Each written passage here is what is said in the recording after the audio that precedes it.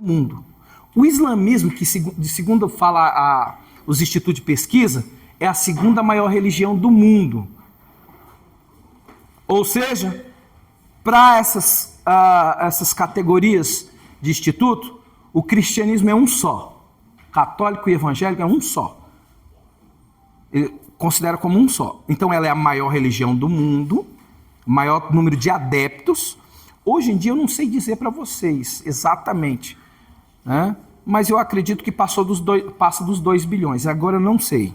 E eu sei que o segundo lugar está com o islamismo. 1 bilhão, vamos dizer. Estou chutando, tá? Mas o engraçado, o islamismo nasceu de uma mistura de cristianismo com judaísmo. Então imagine que as 3 maiores religiões do mundo têm uma origem comum, o judaísmo. O judaísmo vem primeiro. E aí vem o cristianismo, aí vem um homem que diz que teve revelação de um anjo, e ele veio para aperfeiçoar, ele é o profeta. Então é aí da onde vem o Islã. Então ele pega o livro dele, o Corão, é uma junção de partes da Bíblia judaica com partes de conhecimento da Bíblia cristã, a partir dos apóstolos. Aí que saiu, porque foi ali para o ano 500 até 700 que surgiu o islamismo. Então nós temos aí a maior parte do mundo tem essas 3 religiões. E essas 3 religiões não têm, na sua essência, mais sacrifício de animais. Tirando o judaísmo, que ainda está naquele para eles Cristo não veio, né? Ou Cristo não, o Messias. E eu não sei dizer se eles fazem isso, porque não tem o templo. Eles eram para fazer só no templo. Como eles não têm o templo, né, mais, então eu tenho quase certeza que eles não têm sacrifício de animais lá. Tirando isso, quem faz só são vamos dizer, os espíritas de baixo, né? Baixo espiritismo, Umbanda, Candomblé, né? E outras religiões africanas animistas que acreditam nisso. Mas, nesse tempo aqui, né, o judaísmo tinha se espalhado, mas o judaísmo ainda praticava sacrifício de cordeiros, sacrifício de pombinhos, sacrifício de bodes, né? Tinha isso aí. Eles ainda acreditavam, e como eles estavam esperando o Messias, eles tinham sacrifício.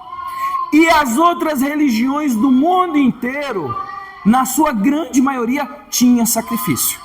Então uma cidade igual essa daqui, era muito sangue que era derramado, muito sangue para adorar deuses.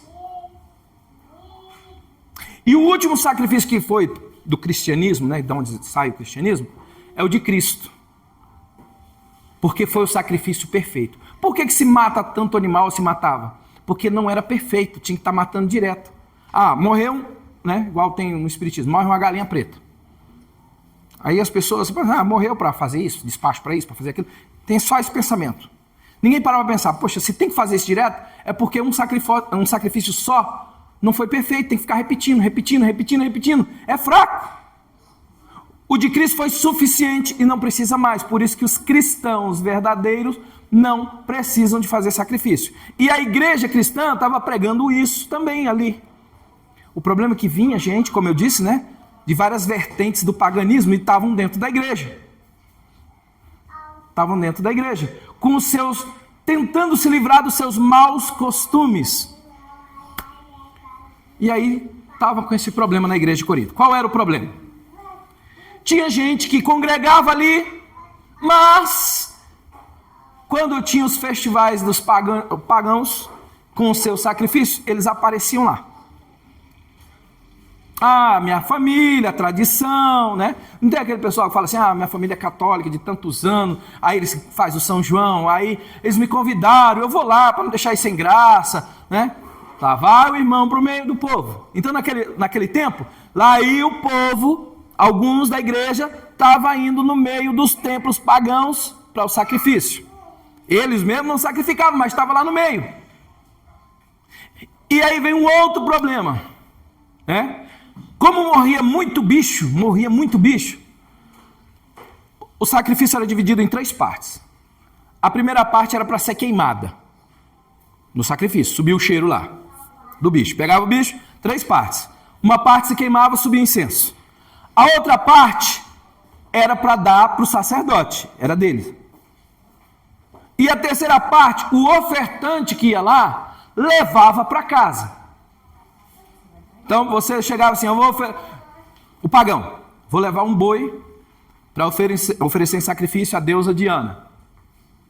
Aí eu levava lá, o sacerdote deles, do pagão, não é do judaico não, é pagão. Fazia o rito, né? Sacrificava, derramava o sangue, fazia todo o rito ali. Um pedaço queimava, né? Um pedaço tinha que queimar na fogueira, era para os deuses receberem. O outro pedaço era de quem fazia o sacrifício.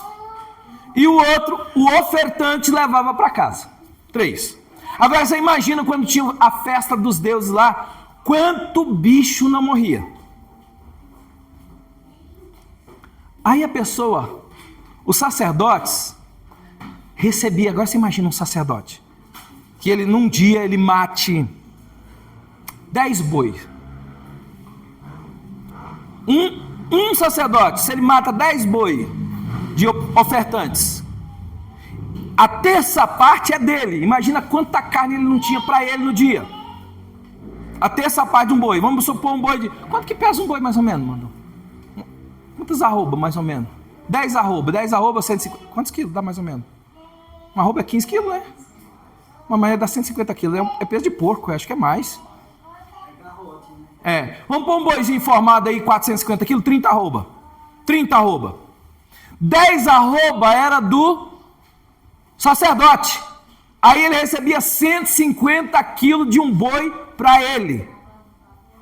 10 boi, ele tinha 1,5 toneladas de carne num dia. E naquela época não tinha geladeira. Não tinha geladeira. E agora? Que um sacerdote vai fazer com 1.500 quilos de carne? Porque se fosse o boi inteiro, ele estava montando a fazenda dele. Mas ele pegava o sacrifício que trazia, tinha que matar. Então ele tinha carne. Aí imagina, segundo os historiadores, os sacerdotes passavam para os açougues. Para os açougues, os açougueiros vender. Então, dia de carne barata era dia que tinha sacrifício, na semana que tinha sacrifício no templo. Porque o sacerdote tinha dele, convidava a família, aí juntava toda a família dele no outro dia na casa dele. Todo mundo lá para casa, e vai ter churrascada. Mas ainda assim não dá para comer tanto boi, porque eu estou supondo que ele mata 10 boi por dia. Mas o tanto de gente que se reunia naquela cidade, principalmente onde tinha o templo de Diana, o templo de Afrodite, é muita carne. E tinha os sacrificadores fiéis, que levavam mais do que isso. Então a carne barata que esparramava na cidade era a carne que vinha do templo, que os sacerdotes repassavam para os açougues. Aí agora, como é que cristão ia comprar carne e comer carne naquele tempo? Chegar no açougue é o seguinte: eu quero um quilo de carne, mas essa carne veio de onde? Eu quero saber de quem. Isso aqui eu peguei de fulano de tal. Mas esse fulano de tal não pegou do templo? Eu não sei. Está aqui. Você quer ou não quer? Aí a pessoa, eu como carne ou eu vou só comer ovo? Ou vou comer só verdura? Aí agora entrou no grande problema do cristianismo recente também. Consciência. Né? Consciência. Aí eu fiz essa explanação para poder a gente ter ideia do que estava acontecendo ali. Agora a gente pode ler. Vou começar a leitura aqui, diz assim, Ora, no tocante às coisas sacrificadas aos ídolos, sabemos que todos temos ciência. A ciência incha, mas o amor edifica. E se alguém cuida saber alguma coisa, ainda não sabe como deveria. Mas se alguém ama a Deus, esse é conhecido dele. Por que Paulo começou uma carta falando dessa forma? Olha o vocabulário que ele usou aqui, Nós que temos ciência. Alguma tradução diferente? Hoje eu não trouxe a minha grande, porque eu vim com essa mochilinha. Conhecimento, tem mais alguma outra coisa? No tocante, no finalzinho do versículo.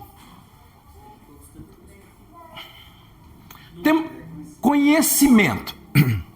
A primeira coisa, Por que Paulo estava falando disso? Todos temos conhecimento. Não, eu estou lendo o primeiro. Começamos a leitura agora, para entender tudo. Por isso que eu fiz o contexto. Senão ele não saberia do que falar. A primeira coisa que nós podemos entender é que Paulo está falando com as pessoas, porque... Deixa eu dar mais um pedacinho do panorama. Aí a igreja se dividiu em dois, nesse sistema aí. Você lembra que lá com a briga de Paulo, Apolo e Pedro, aquelas coisas lá, a igreja estava dividida em 4. Olha só como é que é a situação dessa igreja. Aí agora, tinha 2 grupos na igreja. O grupo dos fortes e o grupo dos fracos. Os fortes achavam assim, ó, toda a carne, todo animal, todas as coisas, foi Deus que criou. E a Bíblia fala que o ídolo nada é. Só há um Deus, não há deuses.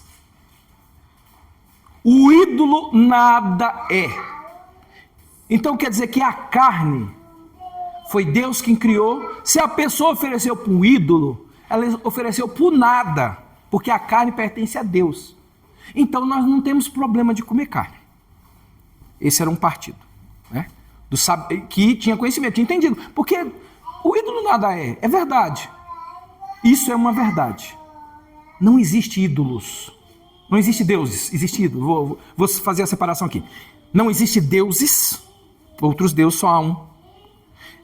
E os ídolos são criação humana. Se são criação humana, ele não existe. Ele não existe. E lá na frente diz assim, aqueles que sacrificam a ídolo, sacrificam a demônios. Vou fazer uma leitura aqui, vamos rapidinho aqui no 10, que aí, como eu disse, o 8 vai ser ajudado pelo 10. 10, versículos 23. Não, 16. 16...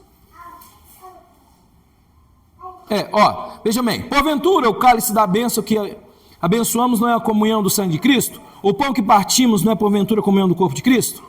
Porque nós, sendo muitos, somos um... Não, mais um pouquinho aqui para baixo. 19. Diz aqui, mas o que digo? Que o ídolo é alguma coisa? Ou que sacrificado ao ídolo é alguma coisa? Antes digo que as coisas que os gentios sacrificam, as sacrificam a demônios e não a Deus. E não quero que sejais participante com os demônios. Ele falou assim, o ídolo é alguma coisa? O ídolo não é nada. O que as pessoas sacrificam a ídolo, não é para o ídolo, porque o ídolo não existe. Existem demônios. Aí vem um problema com as pessoas que são espíritas. Porque elas sacrificam os orixás. Elas não falam que são... Eles têm raiva da gente, que a gente fala que é demônio. Não. São entes... São espíritos iluminados, foi assim que eu aprendi quando eu estava lá, iluminado que vem nos guiar aqui, nos ajudar a viver melhor, porque eles viveram há muito tempo, e eles acompanham, eles estão querendo evoluir, para chegar a um estado de divindade. Então enquanto eles ajudam outros sem encarnar, eles são só entes, eles não são deuses, mas também não são demônios. E aí Paulo fala assim, ídolo, nada é. Eles não são nada, eles não são Deus, não são nada. Porque por detrás dele, na verdade, são os demônios que agem. Então quando vocês oferecem alguma coisa para Santo Antônio, São João, Aparecida, esses não são nada, são pessoas que, se um dia existiram, já morreram, estão no seu devido lugar. Se eles eram servos de Deus, estão no paraíso. Se eles não eram, estão no inferno. Eles não têm contato conosco. Agora, quem está agindo aqui no mundo são os demônios. Então, Paulo cortou, não tem ídolo. E os irmãos que tinham entendido isso, eles estavam felizes. Então, peraí, os ídolos não são nada, não valem nada, não existem, não são Deus, porque só há um Deus. Jesus Cristo é um único Senhor. Então, eu posso... Todas as coisas me são lícitas, eu posso comer. Então, não tinha problema. Agora, tinha o lado dos irmãos mais fracos. Peraí. Se é sacrificado a um demônio, eu não vou comer isso.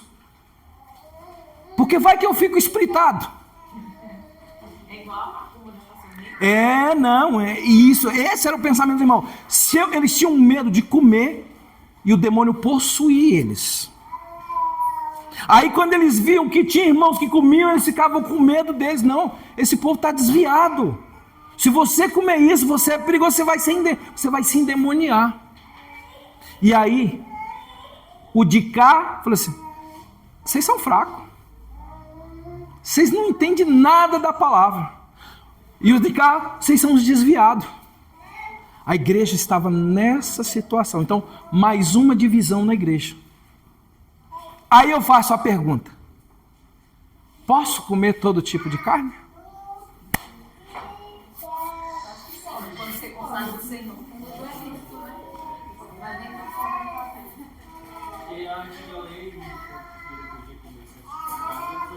Pode ser também pela fé da pessoa, né, pastor? Pois é, então aí nós temos alguns problemas. E se uma pessoa não tem fé? E se a pessoa não tem fé? E agora? Oxe, bati no negócio aqui. E se eu não... tá aí. Aí vem o problema. Mas e se eu como e na minha casa tem? Aí eu vou e convido o irmão Adão que não come para ir comer lá em casa, e justo no dia eu faço a carne que ele não come. E aí? Mas o senhor faz sabendo que ele não come. Sabendo que ele não come. Aí eu acho que não, né? Não pode fazer isso. Então, veja bem que... Porque o bichinho é fraco, ele fala, não fazer o quê? Aí ele me vê comendo, ele me chama de desviado. Era assim que estava lá. Era assim. Aí por isso que Paulo começou com esse vocabulário aqui, ó. No tocante ao sacrifício, as coisas sacrificadas a ídolos, sabemos e temos ciência. Mas a ciência incha e o amor edifica. Por que ele disse isso? Preste atenção. Quem sabe que todas as coisas foram abençoadas por Deus e santificadas, então eu posso comer carne de porco, por exemplo. Os judeus não comiam, nem tocavam. Eu posso dar graça e comer, porque o porco foi criado por Deus. Ainda que no tempo dos israelitas e do judaísmo, ele falou assim, ó, não coma, eu não quero que coma. Pronto. Ué, por que Deus não quer que coma carne de porco? Foi ele que determinou, é uma ordem dele. Mas depois ele, ó, se eu der graças por tudo, eu glorifico a Deus se eu como. Eu dou graças. Porque depois era para dar um ensinamento, que Deus tinha coisas que ele não tinha comunhão e nem queria que o povo tivesse. Só que ele usou uma coisa física, os animais, para mostrar sobre as coisas espirituais, a vida pecaminosa, as coisas pecaminosas, que não é para o povo tocar, comer, usufruir, em desobediência a Deus. Aí que estava o ensinamento do Senhor. Se o Senhor Deus falou assim, ó, não toque nessa bolsa. O que essa bolsa tem de mais? Bom, ela não tem nada, mas se Deus disse para não tocar, o problema não está na bolsa, está na ordem. O cristianismo não é de cerimônias, rituais, mas é de amor e obediência. Era isso que ele estava falando assim, ó, o amor edifica. Os irmãos que eram fortes, que tinham entendido isso, eles achavam que eles sabiam, eles estavam desprezando os outros, chamando de fraco. Você está muito fraco, você não sabe de nada da Bíblia. Você não sabe nada. Ele estava desprezando. Aí Paulo falou assim, ó, não é assim. Vocês, nós que temos ciência, conhecimento, que é o que vocês disseram aí. Se você tem conhecimento, e você está usando esse conhecimento como soberba para machucar os irmãos, você está inchado. É por isso que ele usou essa palavra aqui, ó. A ciência incha, mas o amor edifica. Ele só tinha ciência, não tinha amor. A essência seria o amor. Não, ó, eu sei que não pode. E eu sei que tem um irmão que não vai comer. Por que eu vou chamá-lo de fraco? A tia Betinha que veio pra cá, ela não comia carne de porco. Então ela ficou um tempo lá em casa, eu não fazia. Não, pois é, isso é algo que a gente tem que cuidar, não, é a consciência. Isso. O que o problema da igreja é que a igreja é assim. Um estava formado em rituais e o outro estava formado na sua própria sabedoria. Esse inchou e esse secou. E o que o Senhor quer que a igreja seja é que tenha unidade. Deus permitiu que houvesse fraco para que o forte usasse de misericórdia. E Deus permitiu que tivesse o forte e o fraco para que o fraco não julgasse, aprendesse a resistir, falasse assim, não, é Deus que vai cuidar dele. Senhor, abençoa, tem misericórdia. Senhor, ajuda para que ele abra os olhos, mas pelo menos ele está preocupado. E a igreja, quando tem o conhecimento demais, ela é uma igreja inchada. E uma igreja que não tem é uma igreja ritualística. É o seguinte, hoje, né, se alguém tocar em comida, porque é jejum, esse é um desviado. Esse não entendeu nada, nem crente não é. Digamos se nós marcássemos aqui um jejum. Vamos marcar um jejum para amanhã. Aí de manhã a senhora amanhece passando mal. Mas aí a senhora fala, meu Deus do céu, mas marcaram um jejum e agora eu estou passando mal. Aí a senhora não come. Não, porque senão eu estou desviada se eu comer. Porque nós entramos num propósito. E sem comer. Quando der fé, o irmão chega em casa, só está desmaiado, lá vai ela para o hospital. Chega lá, ela comeu alguma coisa, fez mal, ela devia ter tomado um remédio, tomado alguma coisa, mas por que você não tomou? Porque eu estava em jejum. Se eu não comer, se eu comesse, eu estou fraco, estou perdido. Ou seja, ela não entendeu. E aí o irmão que estava aqui falou assim, Deus ajudou a irmã, ela venceu. Ele não teve sabedoria. Ele pensou assim, ela foi forte. O outro fraco vai falar assim, ela foi forte, ela resistiu. Nem que fosse morrer, ela resistiu. Mas não é isso. Não é religiosismo. É amor. Se ela tivesse, alguém chegasse lá e visse ela, minha irmã, pelo amor de Deus, não, você vai comer agora. Você vai comer agora, toma isso aqui, você vai tomar esse remédio agora. Não, mas e o propósito da comunhão lá? Não. A senhora tem que comer. Deixa eu cuidar. Vem cá, coma. Não tem isso não. Aí vem os outros que não estão em jejum. Ajuda e te dão comida. Isso é amor. Porque eles entendem que maior do que esse jejum é a senhora estar viva. É a preocupação com a sua vida. Isso é amor. Isso é amor. É o que a igreja muitas vezes não entende. Aí proíbe isso, proíbe aquilo, que não está aqui, por causa de algumas comunhões que a gente ouviu aí em Valadares, Santa Efigênia, né? Algo assim. Esquecem o amor. O que é amor? São atitudes. Eu estou em jejum, mas eu vou te dar comida porque eu sei que se a senhora comer, a senhora vai melhorar.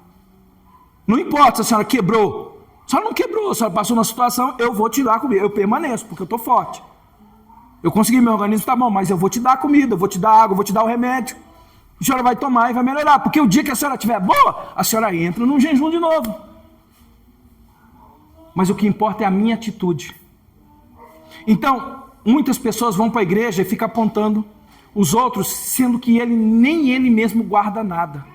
Ele não guarda, ele não pratica e não se importa. E tem um outro que acha, porque está ali todo dia, ele não tem dó e não tem misericórdia dos outros. Ele não tem misericórdia. Então ele calunia, ele chama de fracos. E ele, no final, qual é o risco do forte? Cair em tentação e virar libertinagem. Virar uma libertinagem total. E a igreja virar uma bagunça no fim das contas. Porque se eu cuido só assim, não, todo mundo é forte. Todo mundo é forte, né, nós entendemos. Chegou a pessoa aqui, eu trouxe essa carne aqui. Você não se importa, não? A gente fez uns despachos lá e sobrou essa daqui. Mas vem cá, você vai me dar isso aí? Não, coma você. Eu não quero. Por que ela está trazendo isso e ainda fala que é de despacho? Por que ela está fazendo isso? para experimentar. Não, eu não quero. Foi oferecido lá. Não é por causa da carne, é por causa da atitude. É da consciência. O problema está na consciência e não no bicho. A consciência martela e bate nas pessoas, e aí o que elas fazem? Silenciam a sua consciência. O que você está fazendo é errado. A consciência vai lá e fala, ó, está errado. Biblicamente, a pessoa talvez não tenha conhecimento, mas a consciência acusa ela. E ela não se importa com isso. E acha que as outras pessoas não vão se importar. Então, Paulo já fala assim, ó, o amor, esse edifica, mas a ciência incha. Aí ele diz, ó, se alguém cuida saber alguma coisa, ainda não sabe como convém. O que ele quer dizer? Por exemplo, eu já tenho muitos anos, estudo e tal, mas eu estou aprendendo. Eu ainda estou aprendendo. Eu nunca posso dizer para ninguém que eu sei todas as coisas. Jamais. Eu estou aprendendo, eu aprendo com irmãos que estão começando agora. Eu aprendo com outros pastores. Porque aqui ele diz assim, ó, por mais que você tenha conhecimento, você não conhece nada ainda.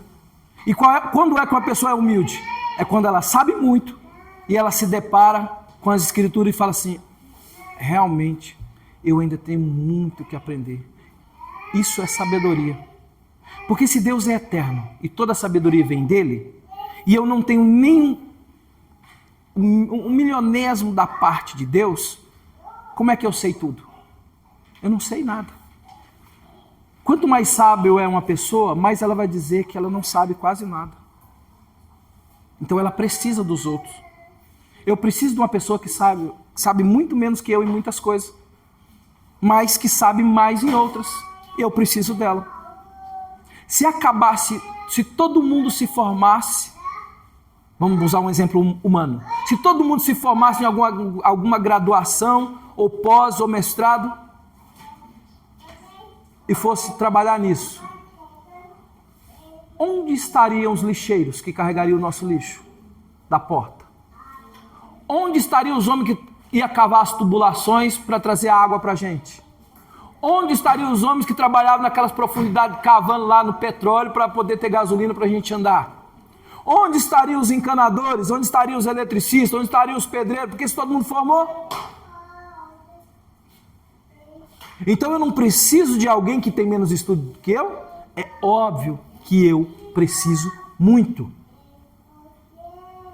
Então o irmão que sabe muito, a Bíblia ensina a ter paciência com aquele, tratar com amor com aqueles que sabem pouco. E aí é isso que ele falou, ó, quando você cuida saber alguma coisa, você não sabe nada. Aí vem aqui, ó, 3, mas se alguém ama a Deus, esse é conhecido dele. Conhecer a Deus, aí vem o primeiro passo, conhecer a Deus. Não é só saber sobre Deus, o que importa é quando Deus te conhece. Isso aqui é o que importa, quando Deus te conhece. Quando você é conhecido dele, é o mais importante. Lembra daquela parábola, né? Chegou na porta, bateu, Senhor, abre-nos a porta. Então direi abertamente, nunca vos conheci. Esse é o problema, quando não é conhecido de Deus. A melhor coisa é quando Deus te conhece. Por isso ele usou isso aqui. Você sabe tanta coisa, mas será que você é conhecido por Deus? Será que Deus fala assim, esse é meu filho em quem eu tenho prazer? Esse é o pensamento.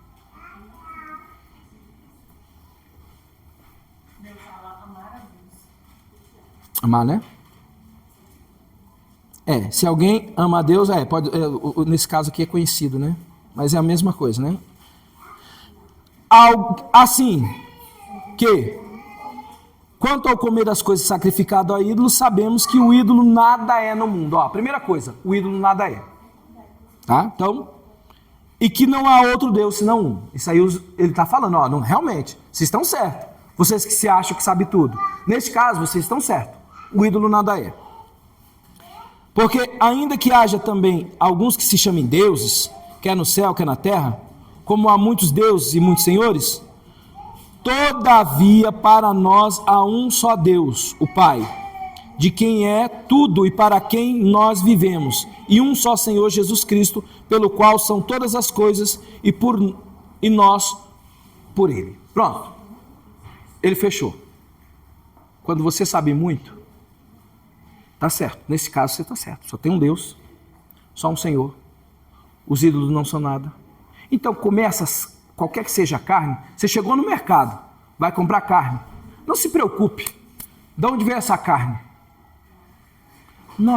Já pensou se nós fosse preocupar com isso? Já pensou? Chega ali no mercado, vou comprar lá 1 quilo de carne. Eu não sei de onde veio o boi. Vai que o boi veio da fazenda de um macumbeiro. Onde eu trabalhava lá na Sadia, eles tinham uns ritual lá, no outro país que matava galinhas, eles faziam um ritual para sair para outro país. Então lá tinha um modo também deles fazerem um ritualzinho lá. Pois é, então, o que Paulo está dizendo, se você for se preocupar com isso, você está perdido. Mas fique tranquilo, o ídolo nada é. Então eu vou ali, vocês vão aqui no Rodrigues, ou vai no Tatico, eu quero 1 quilo dessa carne. Quem vai ficar pensando, será que essa carne é um boi que é da fazenda de um macumbeiro, de um homem demonista, satanista, que xinga Deus, e ele é rico e é dono dessa fazenda, e ele falou assim, ó, eu dedico toda a minha criação a Satanás. Tem a igreja satanista. É tudo dele. Aí ele vai e vende para os... Né? É tudo dele, é o Deus dele, paga o dízimo da igreja satânica e tudo. Digamos que ele é um culto, ele é um crente da igreja satânica. Aí ele vende o boi, que ele falou assim, nós não falamos que tudo que é nosso é do Senhor? Eu consagro minha filha, meu filho, as minhas coisas, tudo. Ele consagra o boi dele. Aí o boi dele vai para o açougue, aí eu chego lá e como. E aí? Será que não vai ficar espritado? Não vai. Porque ele disse, ó, Paulo já explicou aqui, ó, o ídolo nada é, só tem um Deus, um só Senhor. Pronto. Eu já ouvi um pregador que ele ganhou um bolo oferecido, que é um pastor mesmo. Aí tinha outro irmão na casa dele, aí ele, nossa, você vai comer esse bolo aí. O pastor chamou o esposo, tira esse bolo aqui, não presta não, joga fora. Aí quando o irmão foi embora, ele disse, traga meu bolo, eu vou orar aqui, o senhor, eu vou comer meu bolo. Ele não quis escandalizar o irmão. Tomara que o irmão nunca descubra, né, que ele fez isso, né? Mas ele não comeu o irmão, né? Então, tomara que o irmão não descubra que o pastor comeu depois, né? Tá, ok, então entendemos aqui. Não seja paranoico. Quer ver uma paranoia que eu aprendi quando eu era novo convertido? Eu aprendi que a maionese Hellmann's foi dedicado ao diabo. Olha a palavra, Hellmann's. Hell é inferno, em inglês. Mans não chega a ser homens, mas como tem um apóstrofo ali, quer dizer homens pertencentes ao inferno, ou homens infernais. Aí os obreiros começaram a falar assim, ó, não coma Hellmann's, porque o dono dele dedicou e disse que era homens do inferno. Né? Hellmann's, homens infernais. Tudo bem que ele juntou, né? Tinha que ser Hell, Men's, aí seria Men's Hell, né? Ficaria melhor. Homens infernais. Se você for olhar o pé da letra, não deixa de ter algum sentido. Aí eu vou falar assim, puxa, o cara que fabricou isso, o dono disso, ele dedicou ao inferno. Eu não vou comer isso. Irmãos, eu fiquei muitos anos sem comer Hellmann's. Eu fiquei muitos anos. Aí quando a Genivaldo deu no mercado, traz, como é que eram as outras lá? Maioneg, tinha uma outra lá. Quero. Se ela queria comprar maionese, ela trazia de outros. Mas Hellmann's não. Outra coisa, Hellmann's é mais caro, né? Ainda tinha isso. Então eu estava duplamente... Olha, para os degustadores diz que não é não. As mais baixas são azedas, é bem forte. A Hellmann's é bem suave, bem gostosa. Pois é. Eu sei que eu fiquei muito tempo sem Hellmann's. Deixa eu ver outra coisa também. desodorante Axe. Não. Aí com quem que eu estava aprendendo, dizia assim, ó, isso aqui é axé. Axé é uma saudação dos templos demoníacos. Ó, meu axé e o meu saravá para você. Quer dizer, a minha bênção, lá na linguagem iorubá, sei lá, eu sei que é um desejo, que é uma saudação, saudando e abençoando o outro. Meu axé. Então, desodorante Axe não comprava lá em casa.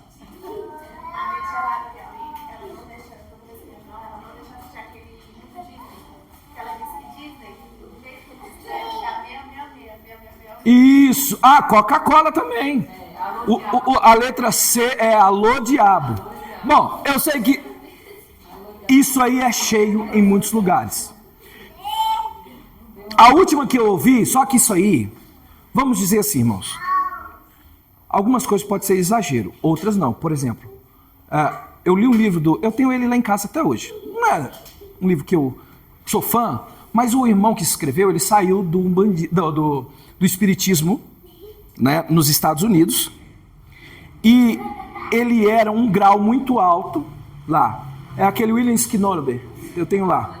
Não, ele tinha tudo isso, ele mexia com tudo isso aí. E ele, se eu não me engano, foi nele que eu li, que algumas das maiores empresas do mundo, os donos são satanistas.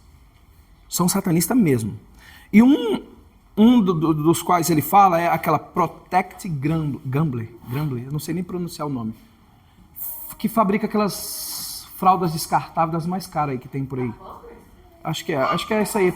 Eu acho que, vê embaixo a Protect Gambler, é isso, o dono dela. A Unilever eu acho que é sabonete, tem um bocado de coisa. E aí, eles dizem que essas pessoas são de lá, e eles mandam o seu dízimo para essa instituição, são declarados satanistas mesmo. Tudo deles é dedicado e eles são gratos ao diabo.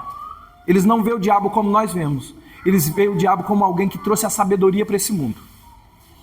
Aí é o seguinte, aí alguns irmãos sabem disso, eles não têm, a consciência dele é fraca, eles não compram mesmo. É o que? Esse cara aqui ofereceu, isso aqui tudo é o demônio e eu vou usar? Eles não usam mesmo. Bom. Uma pastora que está sendo cancelada, vou falar assim, porque ela faz propaganda de roupas. Como você amar? Você amar eu não duvido, porque assim, ó, muitas das riquezas do mundo estão na mão de pessoas que não se importam com Deus. Muitas das riquezas do mundo mesmo, né, estão na mão de pessoas que não se importam com Deus. Tem os seus deuses. Então tudo que ela produz, ela agradece os seus deuses. Aí vem o caso, por exemplo, se eu encontro alguém que fala assim, irmão, eu não como Hellmann's. Eu não como Hellmann's. Eu vou tentar explicar, irmão, biblicamente, né? Se você, com ação de graça, você dá graças a Deus, aquilo ali nada é. Para aquela pessoa que ofereceu, tem valor. Mas para nós aquilo ali só há um Deus. E o resto são demônios. E ele ofereceu o demônio. Eu mesmo, eu dou graças ao meu Deus por eu ter aquilo ali, porque aquilo ali veio da terra, e a terra quem criou é meu Deus. Se o irmão falar assim, não, mas eu não tenho coragem. Amém. Acabou. O amor consiste nisso. Se ele não, a consciência dele é mais fraca do que a minha, e ele não quer porque ele se sente mal, eu jamais posso desprezá-lo por isso. Se eu entendi isso. Se eu entendi, jamais eu posso falar isso. E o contrário, Paulo também orienta, ó, se você não come, não julga quem come não. Porque se ele come, ele dá graças a Deus. Se ele não come, ele dá graças a Deus também. Então vou continuar aqui, fica mais fácil para essa leitura aí. Por isso que Paulo estava falando, ó, tá até certo. Mas olha, 7. Mas nem em todos há conhecimento, porque alguns até agora comem com consciência do ídolo, coisa sacrificada ao ídolo. E a sua consciência, sendo fraca, fica corrompida. Se uma pessoa, por exemplo, a prima lá, Nitinha, né? Se ela comer carne de porco, a consciência dela pesa na hora.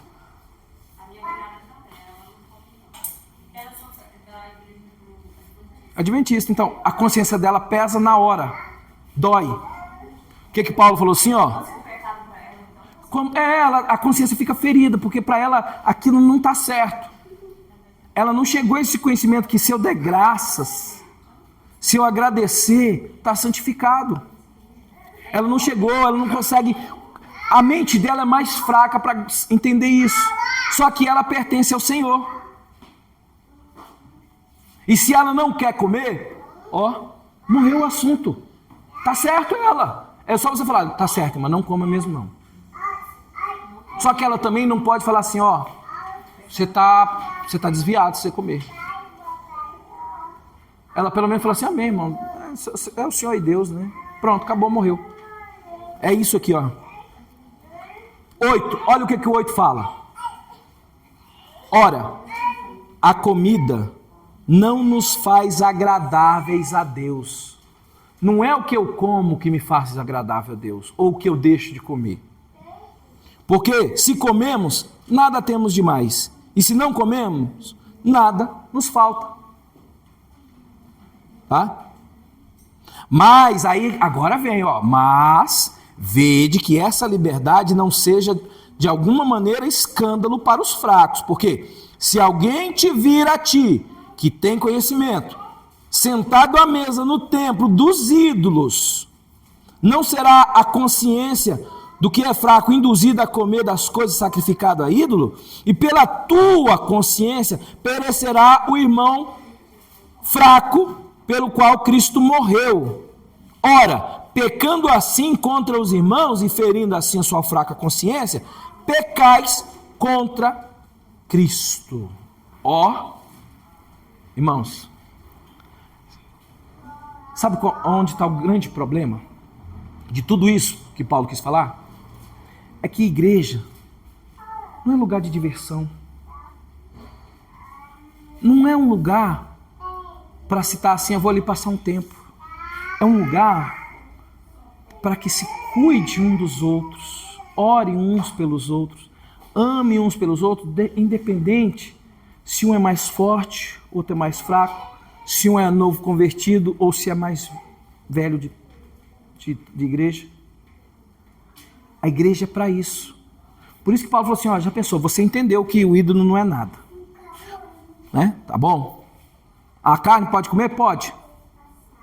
Em certo sentido, né? Você chega lá assim, ó, essa carne aqui veio de tal lugar, e a pessoa falou, ó, isso aqui foi sacrificado a demônio. Aí você não vai comer. É melhor você não comer, porque é certeza que vai ter problema na consciência. Mas se ninguém falou nada, você não se importa de onde veio aquilo ali. O camarada pode ter lá na hora de fatiar a carne para ensacar, para mandar para o açougue, falar assim, ó, Satanás, isso aqui é minha gratidão, obrigado por isso. Tu vai chegar na tua casa, por isso que é bom todo cristão dar graças pela comida, nada da comida, Senhor, te agradeço por esse alimento que o Senhor preparou, peço que o Senhor abençoe e santifique. Essa é a minha oração quando eu vou comer lá em casa com a minha família. Eu peço para o Senhor abençoar e santificar. Pode ter sido o filho do Satanás que fez aquilo ali. Não sei quem foi. Eu dou graças a Deus porque eu vou comer. Porque Ele preparou para mim aquela comida. A Paulo falou assim que não tem nada demais. Nadinha. Mas, se eu pego por saber disso, vou lá na festa de Iemanjá e vou lá cair matando no acarajé. Aí passa o irmão, me vê lá no meio daqueles pessoal tudo bem trajado e eu sentado lá comendo acarajé. Como é que fica a consciência do irmão que me viu ali? Meu Deus. Então pode.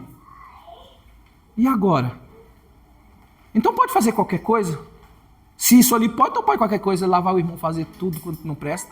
O que é que ele acabou de falar? Você ferindo a cabeça do irmão, você vai induzir ele a fazer coisas erradas, e você fazendo isso, você está pecando contra o irmão, e se você peca contra o irmão, você está pecando contra quem? Contra Cristo. Aí está a essência da igreja. Quando você machuca o irmão, você machuca Cristo. Se você ajuda o irmão, você está fazendo para Cristo. Lembra quando o Senhor Jesus falou assim, ó, tive fome e me deste de comer. Tive sede e me deste de beber. Estive nu e me vestiste. Estive preso e foste me visitar. Senhor, quando foi que tu estivesse assim e nós fizemos isso? Quando fizeres a um desses meus pequeninos, a mim me fizeste. Igreja é isso. Igreja não são as quatro paredes, é a comunhão entre irmãos. Assim como nós falamos no capítulo 7, que o casamento, um homem e uma mulher, não é uma junção só de carne, é uma junção de alma. Por isso que fala, deixará, pois, o homem seu pai e sua mãe, e se unirá à sua esposa, e serão ambos uma só carne, uma só comunhão. Não é um casamento, não é simplesmente um ajuntamento de corpos, como o mundo hoje prega, e ensina, e fala. Ah, não deu certo, separa, vai cada um, junta de novo. Não, o casamento é uma união de alma. E aí, como Cristo exemplificou que nós somos a noiva, e Ele é o noivo, e existe uma comunhão, uma junção de almas. Assim é a igreja que diz que são todos membros de um só corpo, é uma junção de almas. Então, qual é a minha preocupação? Eu não quero ferir, não posso ferir o meu irmão, porque se eu ferir o meu irmão, eu estou ferindo ao meu Deus. Se eu ajudo um irmão, eu estou fazendo para Deus. Se eu oro por um irmão, se eu estendo a mão, se eu aconselho, se eu sou paciente com ele, eu estou sendo para o meu Deus. Era isso que Paulo queria ensinar. Não é por causa do ídolo, não é por causa da carne, mas é o problema de ferir consciências, machucar uns aos outros. Eu sei tudo, você não está com nada. Não, eu que entendo as escrituras, você é um desviado. Foi você que mandou o vídeo lá? Rela, mãe, como é que é lá? A irmã profetizando, mandando ele confessar o pecado. E a mulher bate em mim, mas com que comunhão é aquela ali? É Mané, olha o nome do obreiro, né? Mané. O obreiro em cima do púlpito, no meio dos outros obreiros, a irmã na frente, o microfone, vocês viram isso? Eu não sei de onde veio. Ela com o microfone na frente, ali, como se fosse aqui. Lá atrás, como as igrejas gostam, né? Cheio de obreiro, né? A tribuna de obreiros. Ela aqui pregando. E ela olha para trás, confessa o seu pecado. E o Carlos, tu me respeita. Você tem que confessar o seu pecado. Tu me respeita. O homem ficou bravo. Vem, bate em mim. Aí eu, meu Deus. Tá tudo errado. Tá tudo errado. Um quer ser o profeta Elias, falando para Acabe, ou Jeú, né? E o outro quer ser Pedro. Vai para cima com a espada. Isso não é igreja. Ou melhor, esse não é o entendimento. Eles podem até ser, mas não entenderam nada. Se aquele homem, se ela sabe que ele está em pecado, e se foi Deus, digamos que Deus tenha revelado, né? Primeiro, o que eu esperaria? Isso eu esperaria. Se ela falasse, ó, você tem, se o Senhor tivesse mandado, o Senhor Deus está me revelando, você tem que confessar. E o homem se levantasse, ele ia cair. Porque o Senhor Deus ia envergonhar. Lembra de Jeroboão? Nós lemos aí esses dias atrás no livro de Reis. Jeroboão, o profeta Aías foi lá e falou assim, ó, Deus vai fender esse altar, vai sacrificar os sacerdotes em cima desse altar. Apontou o dedo. Aí Jeroboão fez o quê? Pega ele. O dedo endureceu na hora. Porque ele estava profetizando da parte do Senhor. Mas também o contrário, aquela irmã fingindo, digamos que Deus revelou alguma coisa, por que ela está pregando ali? Está tudo errado. Como igreja está tudo errado. Se eu sei do pecado de um irmão dessa igreja, a primeira coisa que a Bíblia fala é para eu ir conversar com ela. Aí se não se arrepender, leva mais um irmão, aí é o corpo de obreiro, tenta de novo. Se não se arrepender, aí apresenta a igreja. São casos muito esporádicos que Deus fez a pessoa passar vergonha, mas depois de tanto repreender a pessoa, com Acabe de novo Acabe, né? Por causa de Jezabel. Deus foi dar a palavra lá no Valparaíso. Deus fez com que o profeta profetizasse mentira, para que ele subisse a Ramote de Gileade e caísse morto lá. E ele não acreditou, foi e morreu. Fora disso, o que é a igreja, irmãos? Vamos fechar aqui esse estudo. O que é a igreja? São pessoas que, primeiro, se arrependeram dos seus pecados. Para pertencer à igreja, para pertencer a uma denominação é muito simples. Só levantou a mão, eu quero ser daqui, pronto. Mas para pertencer à igreja de Deus, com o nome, né, como diz a Escritura, escrito no livro da vida, a primeira coisa, tem que saber que é pecadora, tem que estar arrependido dos seus pecados, confessar a Cristo e pedir perdão do seu pecado arrependido. Aí sim começa, a partir de hoje eu quero te seguir, me perdoa que eu quero andar contigo para o resto da minha vida. Aí aquela pessoa pertence à igreja de Deus, porque aí agora o desejo dela é agradar ao Deus eterno. Ela pertence à igreja, e se ela pertence à igreja, ela tem desejo de conhecer a Deus e dele ser conhecido.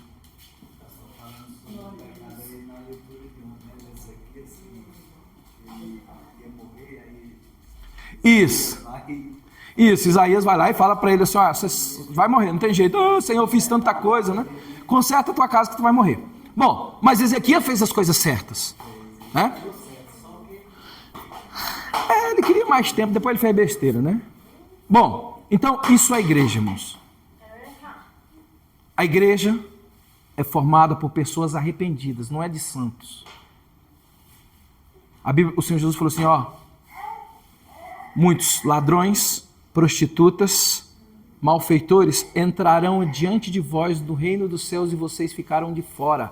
Falou lá para os fariseus. A igreja é formada de pecadores, cada um aqui veio de uma maneira de vida de pecado, arrependidos, convertidos, que querem serem transformados por Cristo. Isso é igreja. Fora disso, a pessoa pode congregar, entrar ano e sair ano, ser velha na igreja ali de muito tempo e nunca ter sido cristão. Porque a primeira coisa que um cristão tem desejo é de se parecer com Cristo. Se você não tem esse desejo, você ainda não é cristão. Você pode até gostar dos cristãos, você pode gostar deles, mas você ainda não é.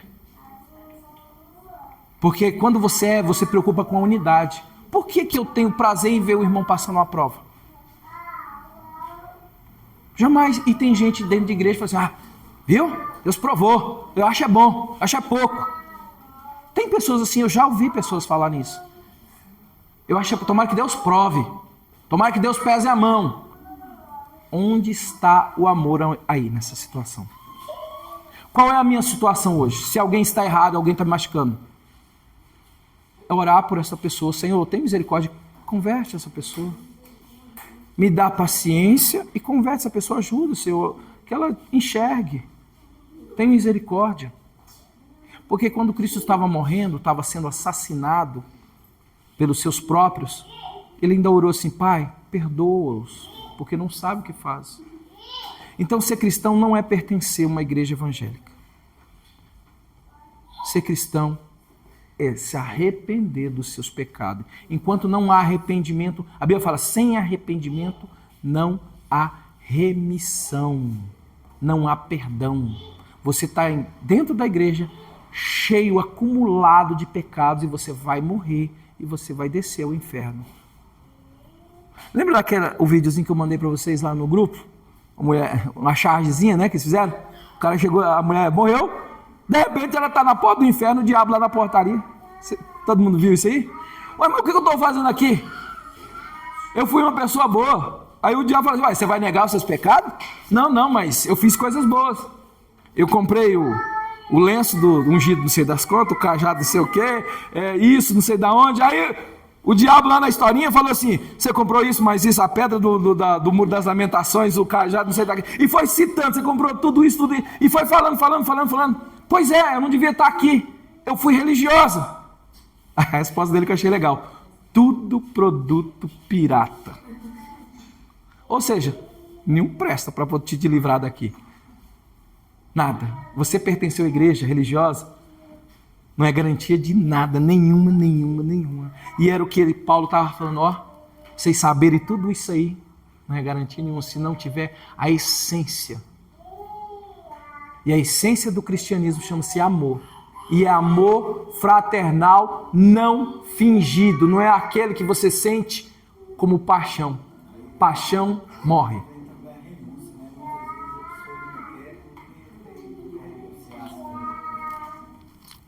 Sem arrependimento, né? Porque não entendeu. Agora, por exemplo, para encerrar, se eu colocar usos e costumes pesados, igual tem muitos aí, né?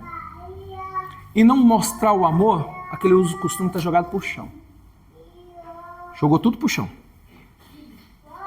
E o do outro lado, tem a pessoa, você não ama ninguém, você tem que amar o próximo, aí eu tenho que aceitar tudo. Não. Amor não é aceitar tudo. Amor não é isso. Isso é não se importar. Quando a pessoa se importa com alguém, ela não aceita tudo que essa pessoa faz. É não aceitar, segundo as escrituras dizem que está errado. E se você andar por esse caminho, você vai se perder para sempre. Ajeita isso aí, eu vou te ajudar, eu vou orar com você. Vamos marcar um dia de jejum, eu vou orar, eu vou jejuar com você. Porque está escrito aqui, ó, você não pode fazer isso. Mas eu vou te ajudar. Eu vou orar com você. Essa é uma atitude. Essa é uma atitude. Não é só chegar, ó, tu vai para o inferno. Pronto. Ela vai. Ué, às vezes ela já leu e sabe que vai. Mas o que você ajudou a dizer isso? Em quê? Você não ajudou nada, você não demonstrou amor. Agora, quando você intercede por essa pessoa, ora por ela, não despreza, ó, tá vendo, tem gente que vira a cara. Tem gente que vira a cara na rua. A pessoa vem de lá. Você sabe que a pessoa vem aqui, mas não anda certo. Aí vai indo. Lá vem aquela pessoa, ele muda de caminho. Tem algumas religiões que fazem isso. Eles não saúdam você na rua. Quer ver? A congregação cristã no Brasil, você foi de lá, você pecou. Para a congregação, o pior pecado que existe, não tem perdão, é adultério. Você adulterou, pecou, caiu, não tem perdão nem aqui, nem em lugar nenhum. É o pior pecado que existe. Você fez isso, eles não te saúdam na rua. Lá vou eu encontrar com a irmã me vê, ela vira o rosto e passa e vai embora. Você adulterou, acabou, não tem perdão. Já era. E se você deixa, por exemplo, você vai para lá, você batizou lá e parou de ir, foi para outra igreja, acabou também, você perdeu a sua salvação. Então ele chegou nesse nível que a única religião que salva é a congregação cristã no Brasil. Por exemplo, se o senhor quiser ir para lá mais a irmã Lindomar, se o senhor chegar lá, o senhor tem que batizar de novo. Ele não aceita o seu batismo. Não aceita. Porque você, para eles, ainda não é crente. Você só conhece a verdade se você for batizado lá. Aí você está salvo pro resto da vida. Acabou. Você estando lá dentro, porque para eles pastores é tudo desviado. Não existe pastor, eles falam que não existe pastor. É ancião. Dízimo é do demônio. Mas eles cobram uma ofertinha alçada lá bem pior do que o dízimo, né? Mas dízimo é do diabo. Os cães pastores é que pedem dízimo. E tem uma mulher lá, não pode estar igual vocês aqui, sem véu na cabeça. Vocês estão sendo insubmissas. Vocês são vergonha. Vocês têm que pôr o pano na cabeça. Então eles têm isso aqui lá. Eles não olham o contexto que as mulheres do passado usavam aquele pano. O porquê. Eles não vão procurar saber disso. E nem qual é o véu natural da mulher que Deus deu. Eles não se importam. Tem que estar o pano na cabeça. E outras coisas. Então assim, eles têm um tipo de jugo que é muito pior. E eu não estou nem aí pro amor. eles não evangelizam, a não ser que eles sabem se você é crente. Se você for crente de outra igreja, aí eles querem conversar com você para te tentar levar para lá. Mas eles ir para a rua, dar folheto, pregar para alguém no ônibus, sentado do lado, alguém sentou um ímpio ali, e eles falam de Jesus, falam não. E fala para eles falar de Jesus para outras, eles nunca mais falam com você. Uma vez eu falei para uma aluna minha, que ela, eu não sei, aconteceu um momento, uma coisa lá, não me lembro mais o que, aí eu falei, olha, aproveita, evangeliza ele. Ela me olhou com um olhar de ódio, ela nunca mais falou comigo na aula. Ela assistia a minha aula, ela nunca mais puxou assunto comigo, nunca mais tirou dúvida, ela não falava mais comigo. Terminou o ano, ela não falou mais comigo, porque eu falei para ela evangelizar alguém. Ela se sentiu ofendida. Então assim, a igreja é isso, o amor é o fundamento da igreja, porque Deus é amor. Amemos uns aos outros, se importemos, saibamos que Deus permitiu essas diferenças, cada um aqui tem uma diferença, para que nós aprendamos compaixão e perdão. Amém? Que Deus possa abençoar. Nosso prazo está acabando, mas a gente ainda dá tempo, né? São 10:50, 10 minutos, né? Interceder uns pelos outros, nos comportarmos como igreja